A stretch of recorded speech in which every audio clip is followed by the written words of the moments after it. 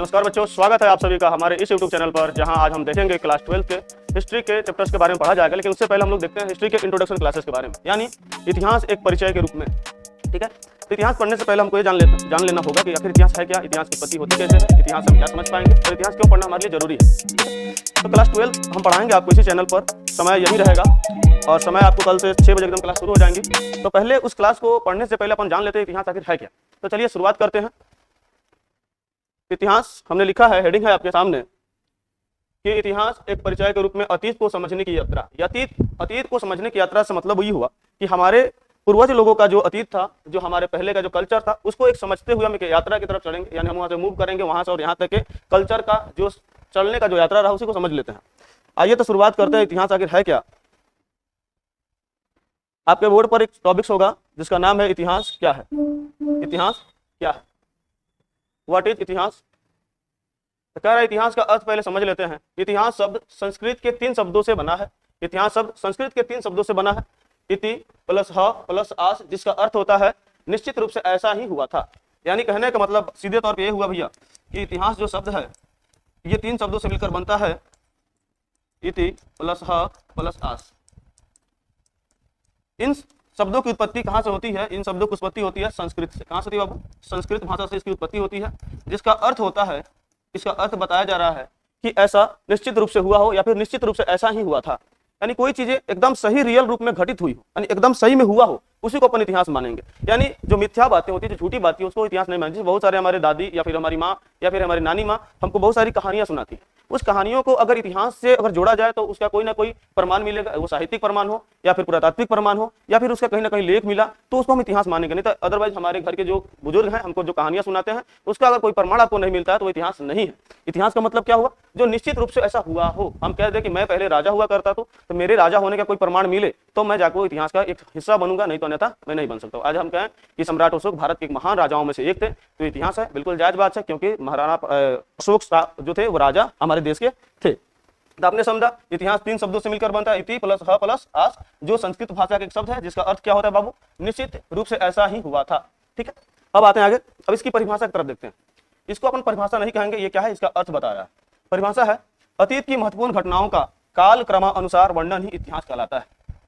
अतीत की महत्वपूर्ण घटनाओं का काल क्रमानुसार वर्णन ही क्या कहलाता है? इतिहास कहलाता है। तो सीधे तौर पर आपको यह समझना होगा, कोई भी घटना क्रमबद्ध तरीके से घटित हुई, उसका वर्णन जो है क्रमबद्ध तरीके से आपको मिलता चला जाए, उसी को अपन इतिहास मानेंगे। जैसे आप लोगों ने सुना होगा हमारा देश सन 1947 को आजाद होता है।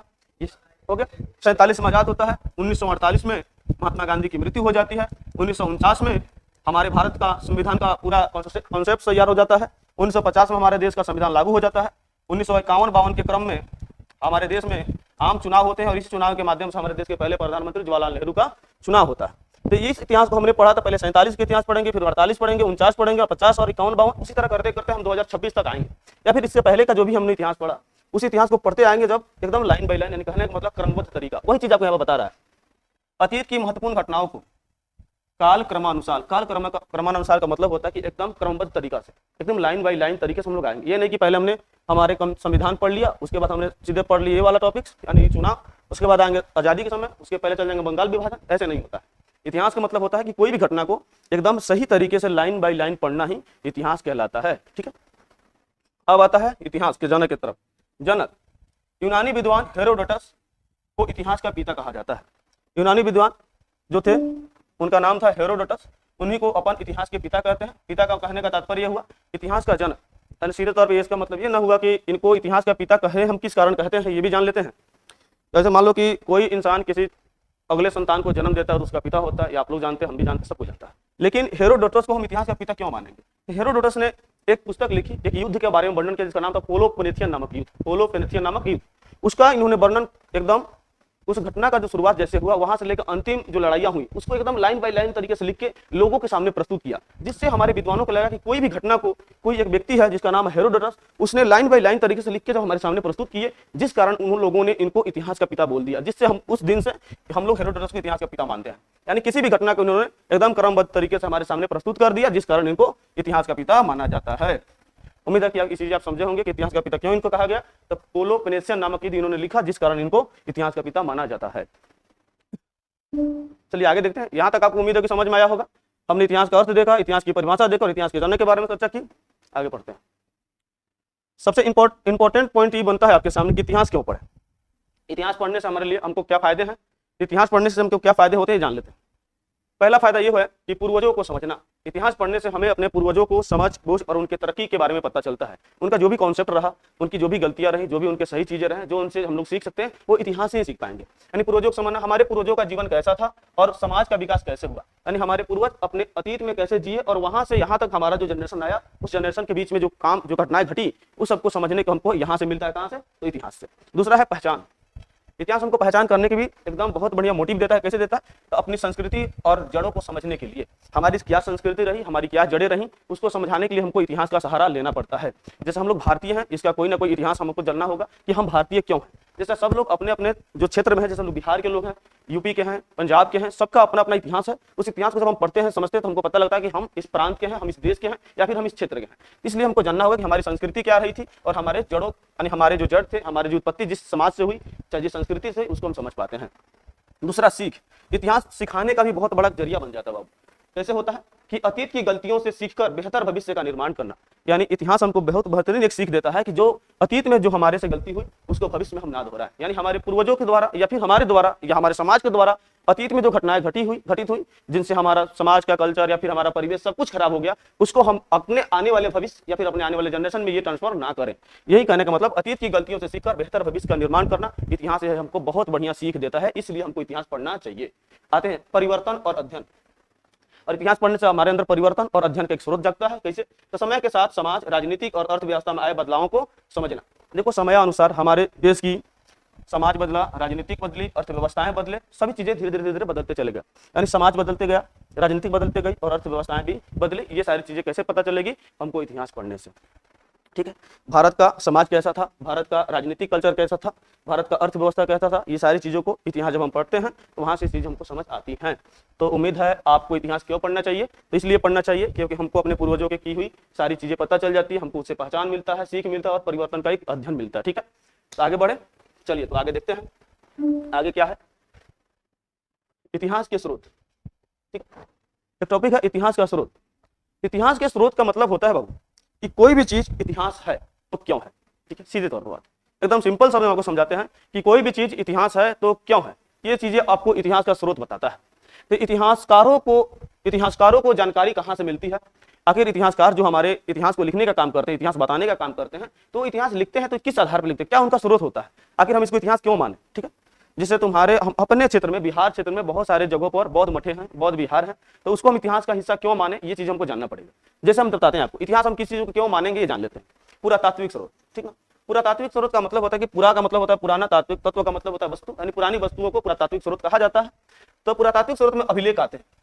अभिलेख का मतलब होता है कि कोई शिलालेख पर लिख दिया गया, वो अभिलेख हो गया, चाहे कोई ताम्रपत्र पर छपवाया गया, वो सारी चीजें यानी अपने बारे में लिखवा देना, वो अभिलेख कहलाता है। सिक्के, स्मारक, मूर्तियां और बर्तन, ये सब के सब पुरातात्विक स्रोत है। यानी आज से 200-3 हजार साल पहले तुम जाओगे, हड़प्पा के कल्चर में जाओगे तो हड़प्पा के कुछ अभिलेखों मिलते हैं, सिक्के मिलते हैं, स्मारक, मूर्तियां, ये सब चीजें मिलते हैं। जैसे मौर्य काल में अपन जाते हैं तो वहां पर मौर्य साम्राज्य के जो अशोक थे, उनके अभिलेख बहुत सारी जगह पर मिलते हैं। जैसे लौरिया नंदनगढ़ में जाओगे वहां पे मिलेंगे, बहुत सारी जगह है जहाँ पे मिल सकते हैं। जैसे कुशीनगर चले जाओगे, वहां पर भगवान बुद्ध के अभिलेख मिलेंगे, वहां पे कुछ हद तक सिक्के मिलेंगे आपको, स्मारक, मूर्तियां और बर्तन, ये सब के सब पुरातात्विक स्रोत हैं। पुरातात्विक का मतलब क्या होता है कि पुरानी वस्तुएं, जो ये पुरानी वस्तुएं है वो इतिहास को बताने का काम करती हैं। दूसरा क्या है? साहित्यिक स्रोत। ये सबसे इंपॉर्टेंट है। मान लो कोई पुरानी वस्तु हमें मिली, उसका लिखित प्रमाण भी होना चाहिए। जैसे तो साहित्यिक स्रोत में क्या है कि धार्मिक ग्रंथ आ सकते हैं, धार्मिक ग्रंथ में वेद आ सकता है, पुराण आ सकता है, उपनिषद आ सकता है, और इसके अलावा बौद्ध ग्रंथ भी बहुत सारे आते हैं, त्रिपिटक आ सकता है, उसमें आएंगे, जातक कथाएं आ सकती हैं, बहुत सारी चीजें हैं जिसको हम लोग धार्मिक ग्रंथ को अपन साहित्यिक स्रोत में रख सकते हैं। जैसे यात्रा वृत्तांत आ सकता है। यात्रा वृत्तांत का मतलब होता है, यात्रियों का यात्रा वृत्तांत मतलब कि कोई यात्री आपके देश घूमने आया और आपके देश के कल्चर को देखा, समझा, राजा महाराजा के राजनीतिक, आर्थिक और सामाजिक व्यवस्थाएं को समझा और अपने बुक में लिखकर चला गया। जैसे एक यात्री आया था मेगास्थनीज, उसने अपनी एक पुस्तक लिखी जिसका नाम है इंडिका। उन्होंने मौर्य साम्राज्य के बारे में लिखा। इससे पता चलता है कि हमारे भारत में मौर्य साम्राज्य था और उसके राजा जो हुए उनके बारे में पता चल गया। और सरकारी दस्तावेज। सरकारी दस्तावेज का मतलब होता है कि जो राजा हमारे देश में हुए उनकी अपनी अपनी कहानियां, अपने अपने देश को चलाने के लिए जो कानून बनाए थे, वो चीजें सरकारी दस्तावेज में अपन डाल सकता है। मौखिक परंपराएं। मौखिक परंपरा में क्या आती है कहानियां आती हैं, लोकगीत आते हैं, पीढ़ी दर पीढ़ी चलते आ रहे हैं। कहानियां जैसे किसी राजा की कहानी सुनना, किसी राजा के बारे में जानना, ये मौखिक परंपराएं हो गई जो आप लोग चाहे हम लोग अपने पूर्वजों के माध्यम से सुनते सुनते अभी तक यहाँ आए हैं, तो हो गई कहानियां। और जो लोकगीत होता है, लोकगीत के माध्यम से लोग पीढ़ी दर पीढ़ी अपने समाज में इस चीजों को पहुंचाने का काम करते हैं, तो इसलिए इन सभी को अपन इतिहास के स्रोत में रख सकते हैं। इतिहास का स्रोत कैसे होता है, इतिहास के बारे में पता कैसे चलता है, तो पुरातात्विक स्रोत से, साहित्यिक स्रोत से, और उसके बाद मौखिक परंपराएं से।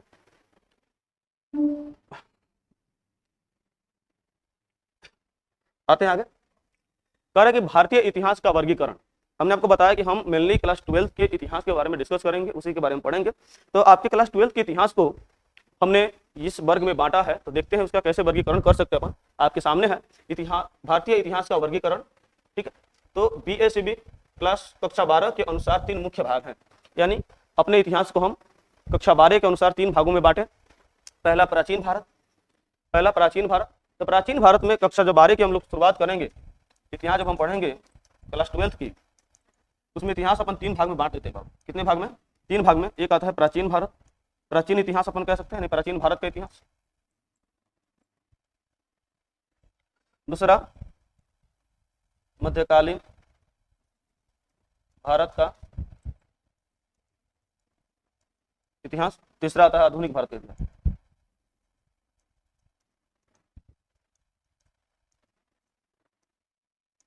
ध्यान देते हैं। तो प्राचीन भारत का इतिहास, आधुनिक भारत और मध्य भारत का इतिहास पढ़ने से पहले आपको जानना होगा कि प्राचीन भारत में क्या क्या पढ़ना होता है, मध्य भारत में क्या पढ़ना होता है और आधुनिक भारत में क्या पढ़ना होता है। तो कक्षा 12 के अनुसार हमारी बिहार बोर्ड ने क्या किया है कि इतिहास को 3 भागों में बांट दिया, यानी क्लास 12 में आपको इतिहास के 3 बुक पढ़ने पड़ेंगे बुआ। पहला होगा बुक प्राचीन भारत, जहां से हम लोग हड़प्पा सभ्यता से शुरुआत करेंगे और कहां तक चले आएंगे, गुप्त काल तक। कहां तक आएंगे बाबू? गुप्त काल तक, ठीक है। हड़प्पा से शुरुआत होगा और चलेंगे कहां पर? गुप्त काल तक। इसके बीच में आपको पढ़ना होगा टोटल 4 चैप्टर्स। कितने बाबू? 4 से 5 चैप्टर के आसपास हम लोग पढ़ते हैं यहाँ पर। 4 से 5 चैप्टर, नया बुक जो SPPD का आया है उसमें 1 चैप्टर बढ़ गया है, तो 4 से 5 चैप्टर अपन पढ़ेंगे वहां पर। और मध्यकालीन भारत में आप लोग पढ़िएगा दिल्ली सल्तनत, मुगल साम्राज्य और सूफी परंपराएं, यानी यहाँ पर हम लोग मुस्लिम शासकों के बारे में खासकर यहाँ पर पढ़ा जाएगा। तो ये भी आपको यहाँ से कम से कम 5 चैप्टर रिसर्च भी मिलेंगे। ये हो गया आधुनिक भारत। आधुनिक भारत में पढ़ते हैं अपन ब्रिटिश शासनकाल और राष्ट्रीय आंदोलन, यानी भारत की आजादी तक, भारत की आजादी या फिर भारतीय संविधान, ठीक, भारतीय संविधान यहां तक अपन पढ़ेंगे। यानी कहने का मतलब क्लास 12 में बुआ तो के अपन बारे में अपन टोटल 15 चैप्टर्स पढ़ने होंगे। 15 चैप्टर्स, कितने चैप्टर्स को आपको कवर करना होगा, तब जाके क्लास 12 पूरी तरह से कंप्लीट होगा। तो इस सारे चैप्टर को हम लोगों को लगभग अगर कंटिन्यू क्लास अपन चलाएं और आप लोग कंटिन्यू जुड़े रहिएगा, तो हम लोग इसको लगभग 4 से 5 मंथ में पूरा एकदम बढ़िया से ऑब्जेक्टिव, सब्जेक्टिव और इसके अलावा नोट्स के साथ कंप्लीट कर पाएंगे, ठीक है। अब आगे देखते हैं। अब ये भी थोड़ा सा जान लीजिएगा कि जो इतिहास है, एक है ब्यूरी नामक इतिहासकार। अब एक ब्यूरी नामक इतिहासकार है, ब्यूरी नामक इतिहासकार भारतीय इतिहास को ये 3 वर्गों में बांटा। उसके अलावा इसको प्राचीन इतिहास को जानते हो क्या कहा जाता है? हिंदू राजाओं का काल। प्राचीन इतिहास को हिंदू राजाओं का काल कहा गया। मध्यकालीन इतिहास को मुस्लिम शासकों का काल कहा गया। आधुनिक इतिहास, भारत के इतिहास को ईसाइयों का शासनकाल कहा गया। यानी शुरू में हिंदू शासकों का शासनकाल रहा, मध्य में मुस्लिम शासकों का काल रहा और बीच में जो लंती में क्या आया, ईसाइयों का शासनकाल रहा। ये सांप्रदायिक आधार पर भारत के इतिहास को देखा जाए तो सबसे पहले हिंदू शासकों का शासन आता है, उसके बाद मुस्लिम शासकों का शासन आता है और 3rd नंबर में ईसाइयों का शासन आता है भारत में, जब भारत अंग्रेजों का गुलाम बनता है, ठीक है। आगे बढ़ते हैं, समय रेखा के बारे में जान लेते हैं। इतिहास का सबसे मोस्ट इंपोर्टेंट टॉपिक्स में से एक है समय रेखा, ठीक है।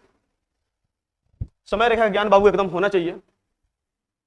समय रेखा कह रहा है कि BC या फिर BCE ईसा पूर्व, यानी आप लोग इतिहास पढ़ते होगे तो देखते होगे ईसा पूर्व बार बार आता होगा, ईसा पूर्व।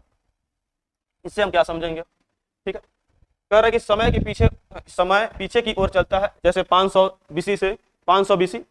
उसके बाद आता है ईस्वी। एक दो चीज है ईस्वी, यानी ईसा मसीह के जन्म के बाद का समय।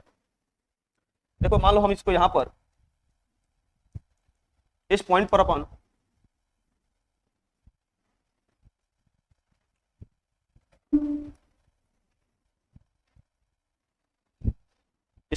ईसा मसीह का अगर जन्म माने तो इसके बाद का जो भी समय होता है, यानी यहाँ से इसको 0 मान लेते हैं, तो यहाँ पर 1 ईस्वी, 2 ईस्वी, 3 ईस्वी, ऐसे करते करते 2026 जो आया, इसको हम लोग ईस्वी कहते हैं। क्या कहते हैं बाबू?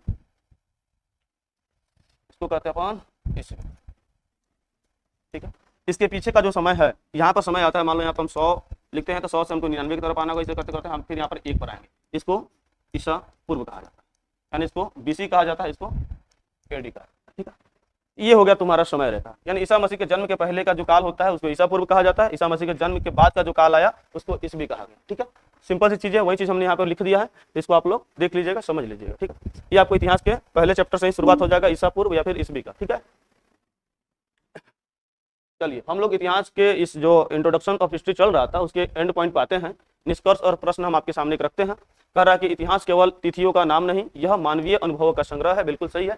इस लाइन से आपने क्या समझा? समझा कि इतिहास केवल तिथियों का नाम नहीं, यह मानवीय अनुभवों का संग्रह है। यानी हमारे मानव समाज का जो अनुभव है उसकी सारी चीजें इतिहास में रख दिया गया, जिसको हमको सीखना और समझना पड़ता है। आगे है एक प्रश्न आपके सामने है कि आपके अनुसार इतिहास का सबसे महत्वपूर्ण स्रोत क्या है? सिंपल से क्वेश्चन है कि आप सभी के अनुसार इतिहास का सबसे महत्वपूर्ण स्रोत क्या हो सकता है? आप लोग कमेंट बॉक्स में इसका आंसर दीजिएगा। और कल हम मिलेंगे सेम इसी समय पर 6 बजे, शाम को 6 बजे हिस्ट्री के पहले चैप्टर के साथ। तो आज के लिए बस इतना ही। धन्यवाद हमारे चैनल से जुड़ने के लिए। हमारे चैनल को सब्सक्राइब करें, लाइक करें, शेयर करें, अपने दोस्तों तक पहुंचाएं ताकि हम आपके लिए और बेहतरीन कंटेंट लेकर आ सकें और आपकी परीक्षा की तैयारी बहुत बढ़िया से करा सकें।